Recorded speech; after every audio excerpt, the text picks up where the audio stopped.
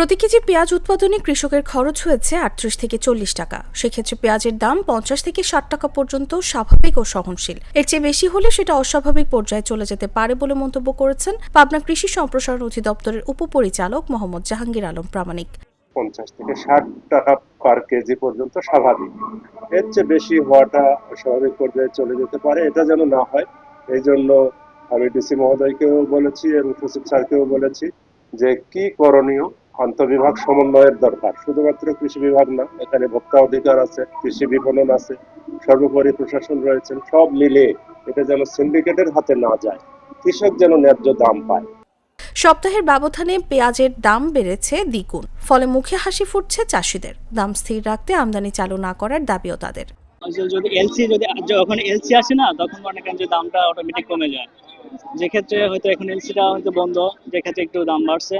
আর এখন বাদাই তো, এই জন্য মনে করেন একটু দাম বাড়ছে। পেঁয়াজ এখন মনে করেন এবার আমাদের এদিকে জরমায় কম, বুঝছেন? একটু মানে এখন হঠাৎ করে মনে করেন ২০০০ টাকা বাজার না হলে তো আর মনে করেন আমরা তার কৃষক মাঝি না।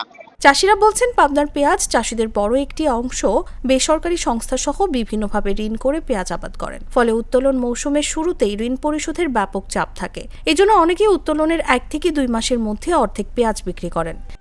আগে যদি ২০-৫০ গাড়ি হচ্ছে, এখন হচ্ছে ২৫ গাড়ি।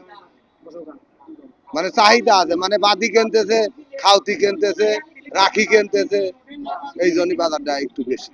১ বিঘি জমি ৩০,০০০ টাকা দিয়ে ফসলই লাহা লাগেছে, আর ৩০,০০০ টাকা খরচ হয়েছে, তাহলে ৬০,০০০ টাকা খরচই আছে।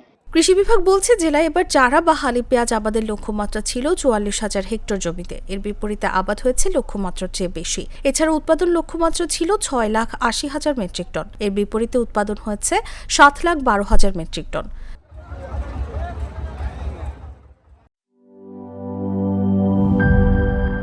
বান্ডেল থাকলে প্রতি সেনমানিতে টাকা বাঁচবে। বিকাশ সেনমানি বান্ডেল কিনে জিতুন প্রতি লেনদেনে।